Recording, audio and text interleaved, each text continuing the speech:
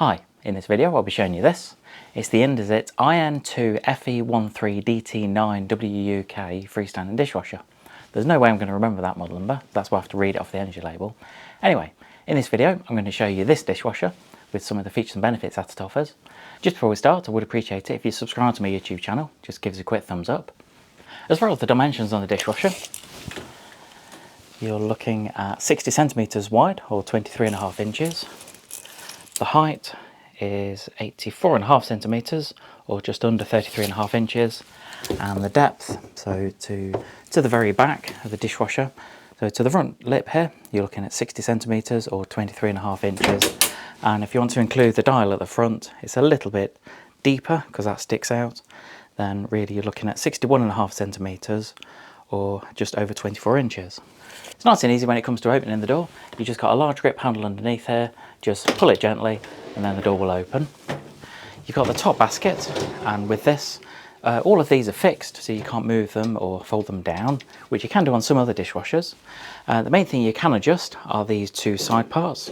So if you have got, say, glasses or cups or something that you wanted to put down the side here, then you've got that flexibility. Or if you wanted to just pop these down into different positions, so you can move those up and down, then you can put those down. And if you got something like say a long bread knife that you wanted to put along here, then you can even it up, which is always a good thing. You will see that you have got a full stainless steel interior in this dishwasher, which is actually quite rare, especially at this price point, because most other manufacturers have just gone with a cheap plastic or polynox interior, which I'm never really a fan of.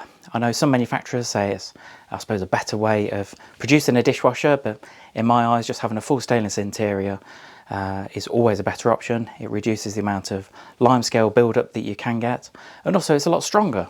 So if you happen to drop something on the base of a stainless steel dishwasher, which has happened in the past, I've done that, all it does is it normally leaves a little dent, whereas I've seen many customers where they've dropped something and it just cracks it, and then that's it, you need to replace the dishwasher. Anyway, well done Indesit.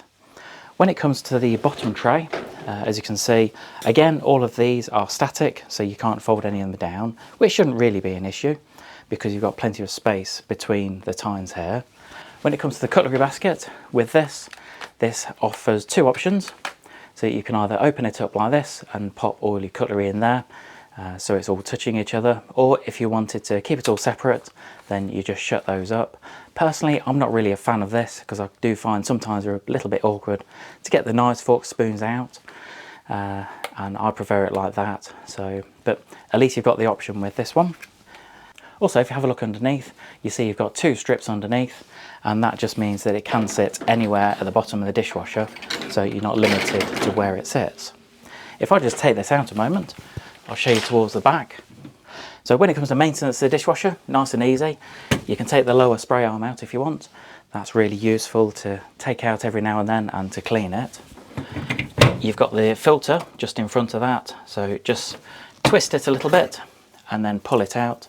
Don't be worried that it's wet when you first get it, because all of the dishwashers are tested in the factory, so don't assume that it's been used. That's it. So that just twists back in, and what you can also do is you can also just press the little sections in at the side to pull the middle part of the filter out when it comes to cleaning it. That's really important to keep that clean. If you don't, then it can affect the performance of the dishwasher. So every now and then just take that out, give it a rinse under warm water. Also, you've got the salt on the left hand side here.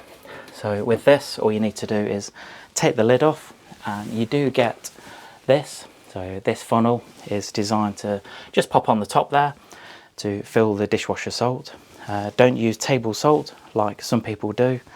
It's not recommended and it won't be as effective.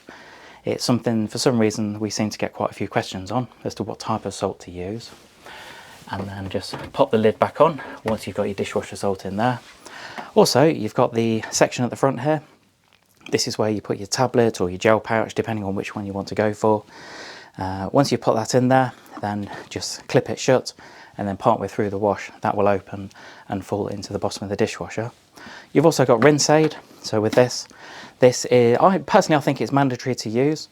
And rinse aid just really helps to make sure that everything, once it's gone through the drying process, is nice and shiny and you don't get things like drying marks on it. Now, I know what some people do is they're tempted to use the 3-in-1, 4-in-1, 5-in-1 tablets and not to use things like the rinse aid and the salt. But personally, I think that although those tablets can be okay, you're always going to get a much better wash performance and drying performance, especially if you use these separately too. To switch the dishwasher on, nice and easy, just rotate the dial, and as you can see, it will illuminate to show you what it's doing.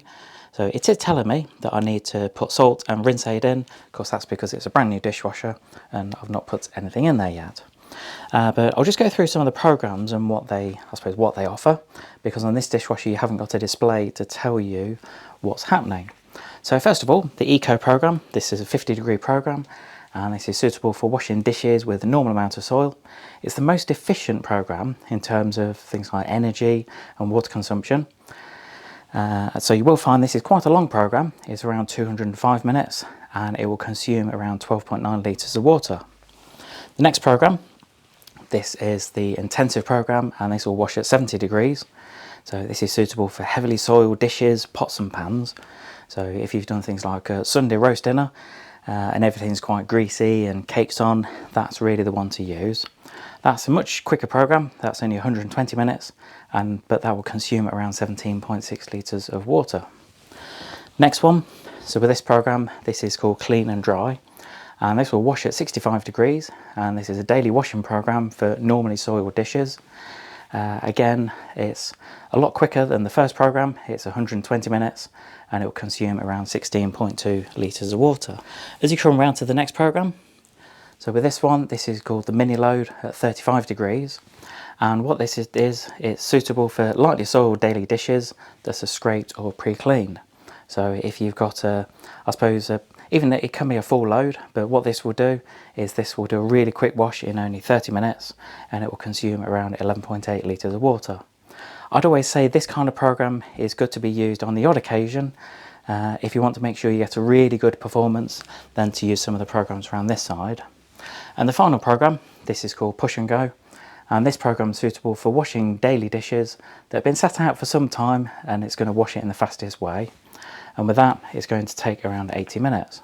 So some of the indicators on here, I've already covered the salt and rinse aid indicator.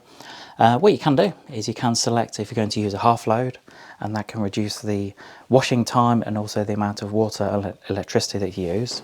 Next option is the one at the bottom, and all you need to do is press and hold that for 3 seconds, and that's called the tablet detergent function. So if you're going to use tablets within the dishwasher, then it's recommended to enable that, and it will just change the way in which it will wash. You have got this, so in the middle here you've got the time delay.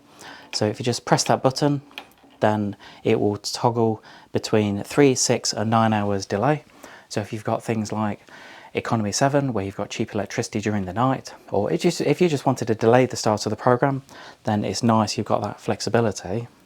And then finally on the right hand side here, this is a progress indicator. So first of all, it's illuminated to tell us that the dishwasher is on, obviously. And then you've got the washing, drying, and then the cycle end that it will tell you when it's finished. Then the button at the bottom, this is where once you've selected the program, you just press that to start the program. You can also pause it if you wanted to. And if you just wanted to cancel the program, then you just press and hold that for 3 seconds, and then you can select another program if you want to. Just show you the energy label on the dishwasher. As you can see, it's an E energy rating, which initially you might look at it and think E isn't that great, but if you're comparing it to other dishwashers around this price range, that's not too bad. It's just showing you that it could consume 94 kilowatt hours per 100 cycles. Of course, that will always vary depending on which programs you're selecting. Also, it's a 13 place setting. That's something I haven't mentioned, to be honest. The 12.9 litres is based on the Eco program that I mentioned on here. I just thought to show you around the back of the dishwasher, because sometimes where the pipes are located is quite important. You will notice that you've got the waste hose at the centre, at the bottom here. You've also got the water connection, again, towards the right hand side at the bottom, and you've also got the mains in the middle as well. So I'm really pleased that Indesit have put everything at the bottom. Also what they've done is they've put a little channel here. So if you are limited for space behind the dishwasher, then having everything located at the bottom here can be really useful. What you can also find is that the water pipe can come off, so if you needed to use longer pipes, then that just unscrews and you can put the other pipe back on. But if you do that, then just make sure you put a new washer in from this pipe. If you're thinking of purchasing one of these models, I've provided a link below to show you where to get one at a competitive price. Hope you enjoyed this quick video on the Indesit IN2FE13DT9WUK freestanding dishwasher. Again, there's no way I'm going to remember that model number, which is why I've got to read it off the NG label. I'm not quite sure why some of the model numbers need to be so long, but that's just what Indesit have decided. Anyway, hope you enjoyed the video on this dishwasher. I would appreciate it if you subscribe to my YouTube channel. Just give us a quick thumbs up, click subscribe, leave any comments below. Do always ask for comments, whether it's good or bad, about the video. If there's something you've come here to look at or a particular feature that I've not mentioned, then just pop it in the comments. I'll get back to you because we've got these on display in our showrooms. Also, if you have got one like this, so if you've got an Indesit dishwasher, it doesn't necessarily have to be this model, but if you've got a model like this from the Indesit range, let me know what you think about it because I always appreciate the honest feedback. Thanks for joining me today.